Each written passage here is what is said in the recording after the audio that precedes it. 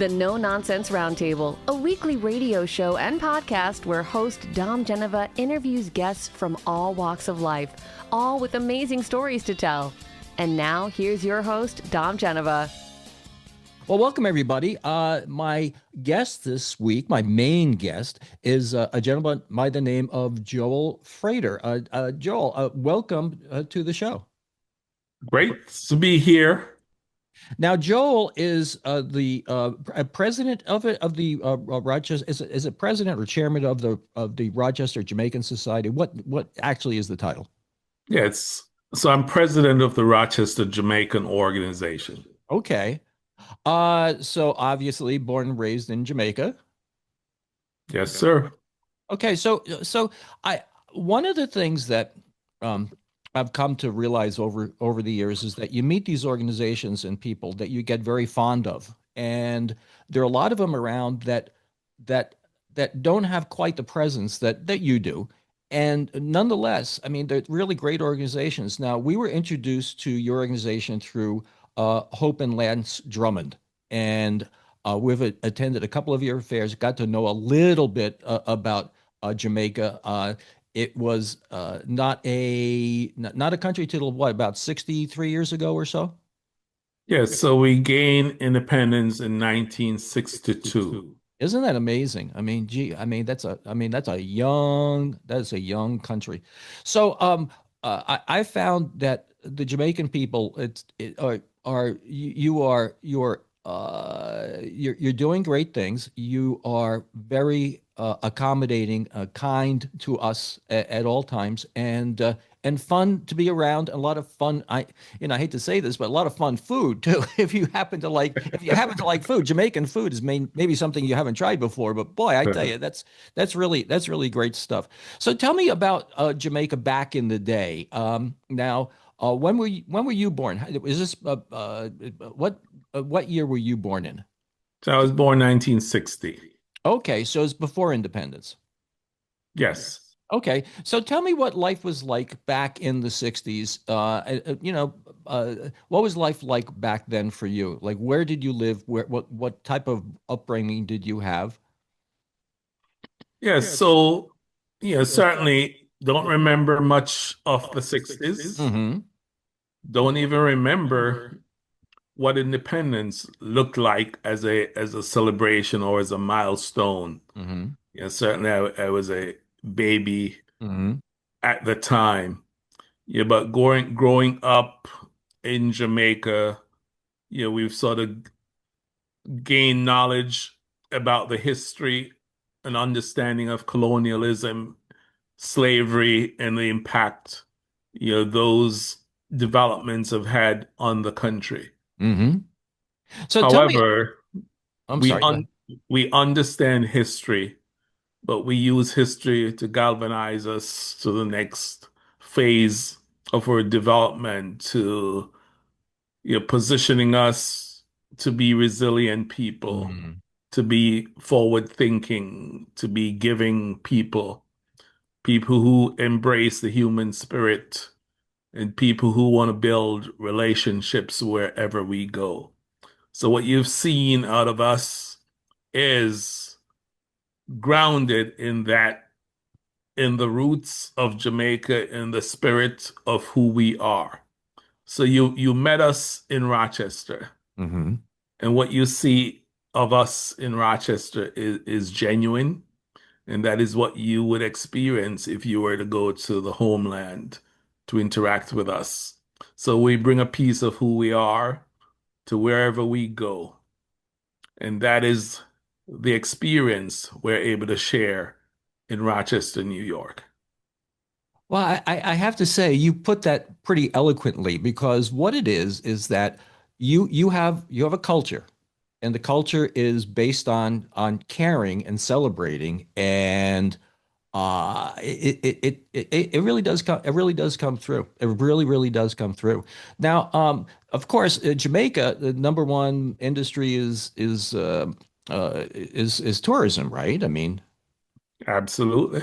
Okay, so tell me a little bit about that. I mean, what is Jamaica like other than tourism? We're going to talk a little bit about the hurricane in a second or two, but you know that's never good for a tourist location. So what other industries or occupations do people normally have in Jamaica? So in Jamaica, you'll find a mixture of, small farms. It's a small Hmm. country. Yeah, but certainly farming is something you'll see. And we describe it as subsistence farming. Hmm. It's probably not going to make you a millionaire, but it will allow you to survive. It will allow you to feed others in your neighborhood. It will allow you to feed your own family.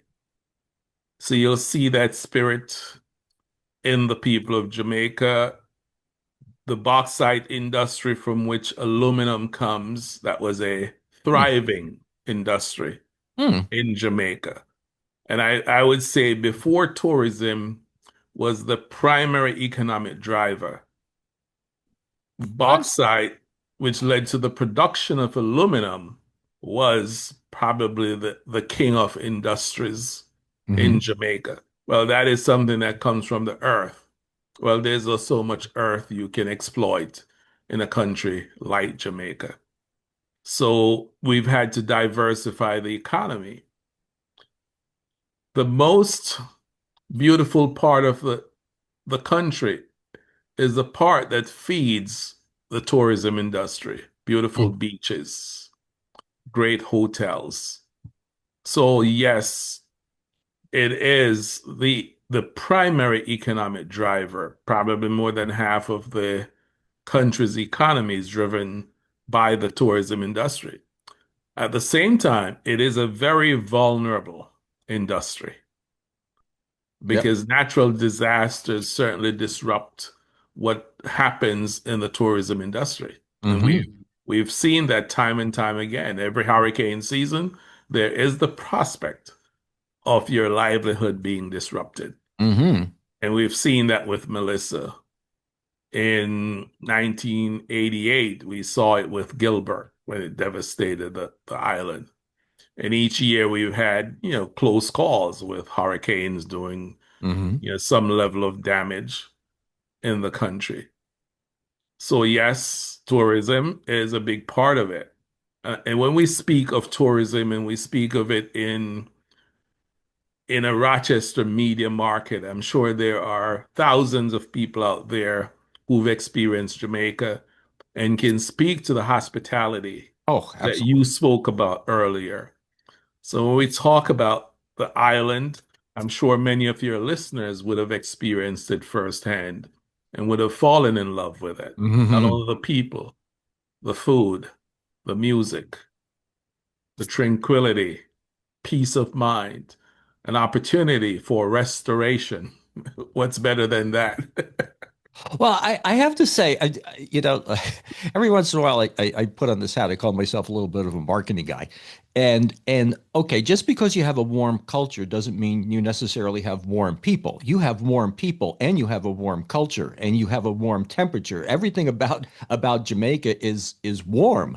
And that's what is the compelling thing about Jamaica. Now, let's talk about the hurricane and see how maybe some people might be able to lend a hand. So let's talk about what the hurricane has done to Jamaica and what people might be able to do to help.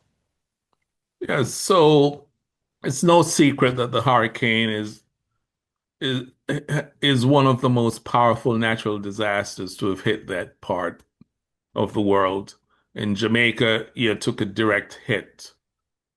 From the hurricane, we know over 60 people were killed. Hmm. We know that maybe two-thirds of the island was severely disrupted in terms of housing, infrastructure damage, airport, Mm. schools, and not to mention the psychological impact this is having on our children, our elderly, and all those who were in the path of the hurricane. So, yes, there's a physical damage, but we should understand that no matter what the short-term response is, there's going to be a long-term impact. Mm-hmm. Because right now, the the infrastructure damage is at an extent where it's estimated that more than half of the GDP of the country has been wiped out. Oh, geez. And that's where we are at this point. We spoke earlier about the tourism sector. The part of the island that was hit hardest is the epicenter of our tourism industry. So you can imagine the economic impact the island is going to be feeling moving forward. You know, we would normally be entering the winter tourism season. There won't be a winter tourism season. Am I? People will be unemployed. Their livelihoods have been turned upside down. So let's talk about how people might be able to help. Obviously, you must have a website that people can go to. What can people do? Yes, so the Rochester Jamaican Organization has been active since the hurricane. We've been raising dollars in our community to support various initiatives in Jamaica. So at this point, if one goes to the Rochester Jamaican Organization, if you Google it, the Rochester Jamaican Organization, you go to our website, you can make a donation there. And you just indicate you're making a donation to our hurricane relief fund. There's information on the website that would lead you, directly to that donation opportunity. So it's www.rochesterjamaican.org. Okay, rochesterjamaican.org. That's easy enough. That's easy enough to remember. Now, I know you. I don't know if we're going to be able to broadcast this in time for your fundraiser now, but you have other fundraisers during the year, right? Yes. So I know by the time this airs, the event we're calling Jamming for Jamaica, which is November 14th, 15th, and 16th, would have happened already. However, the fundraising drive continues. So we would want your listeners to continue to contribute via the website I just described. But beyond, hurricane relief, we are an organization that's based in Rochester. And we've made a commitment to the Rochester community as well. So most of our fundraising during the year is dedicated to supporting initiatives in Rochester.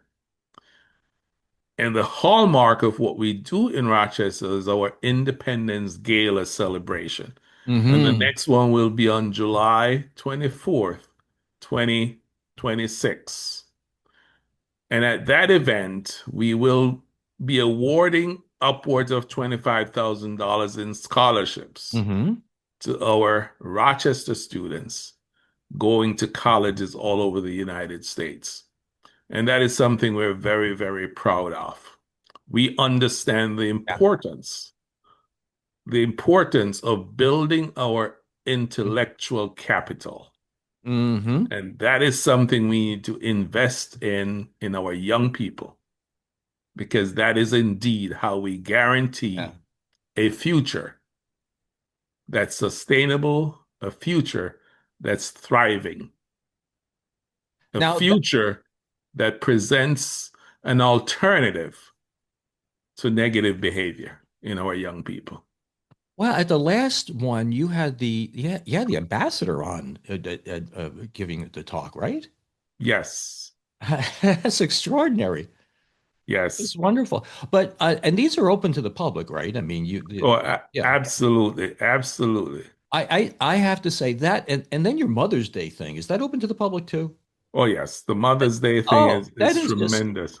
I have to tell you, ladies and gentlemen, these venues that they have are just so great and so fun, and the food is good and the price is reasonable, and like you said, the anniversary party that you have, you want to call it a party, but yeah, you get these young people that are getting substantial scholarships from you. I mean, this isn't like somebody gets $100 for books or something like that. You're doing some substantial help and support and mentoring to young people, and it is absolutely obvious.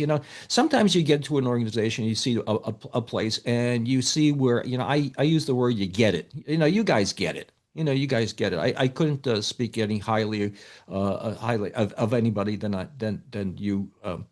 Your organization. Now, what I'm going to do is that I'm going to take this, because today's the 14th. So I'm going to see if I can't get this produced as a YouTube, and we can send it to you maybe tomorrow, hopefully. And then you can send it out to your people. If not, it's free for the radio show, and we'll make some good, some good hay with this. But I really appreciate you coming on the show. I admire your organization tremendously, and thank God for Hope. Hope and Lance introducing us to your organization, your culture. So Yes, and I just want to say, thank you for what you do, because you keep our community informed, wow, and your topics Mhm. uplift all of us, and that is important. Well, I'm glad you say that, because I have no idea how many people are listening to me at all. But the thing is that everybody has something to say, and it's not my job to argue with them. And that's what the No Nonsense Roundtable is all about. So I appreciate you saying that, Joel. Joel, like I said, God bless you. God bless you for what you do. We'll see you soon, and hopefully we can like I said, make some hay for you. Terrific. Thank you. Thank you. Thanks for listening. You can find our previous shows at nononsenseroundtable.com. Don't forget to like and subscribe, and we'll make more.